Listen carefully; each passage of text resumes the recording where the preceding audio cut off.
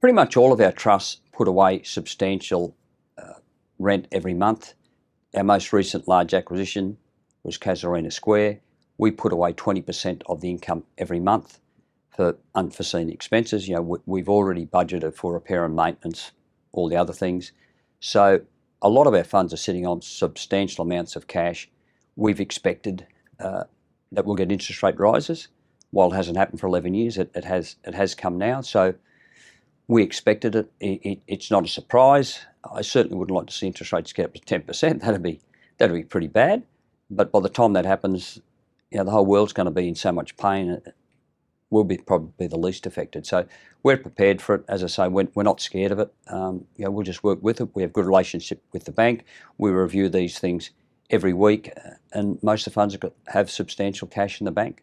One of the things that we do when we're doing due diligence is to stress test the property.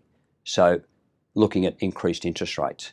While for some time we were borrowing money at either side of 2%, we're using 2.5% as cost of debt. Over the last few months, we've put in 3%.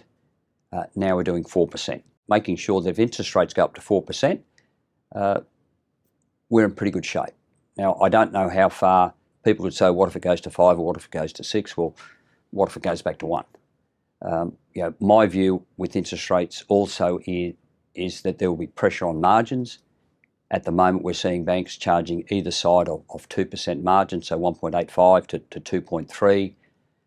I had a loan I took out in 2007 and I just cancelled it about 3 months ago where the margin was 0.65. I also had one where the margin was 0.35.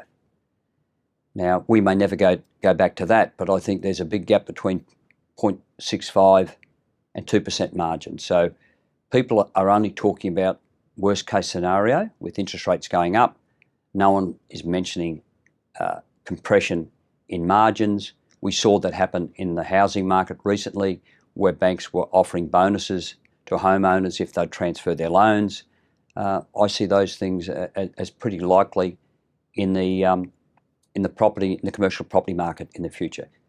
We're not budgeting for it, but if those things happen, it reduces your cost of debt again. One of the most important things for Sentinel is dependable monthly returns. As I've said previously, the average age of our investors is 67. They're high net worth individuals. They really don't need to make any more money, but most of them are like J.D. Rockefeller when they asked him, when he was the richest man in the world, asked him, well, how much more money do you want? And he said, well, just a little bit more. And I think most of our investors are the same. They just like a little bit more.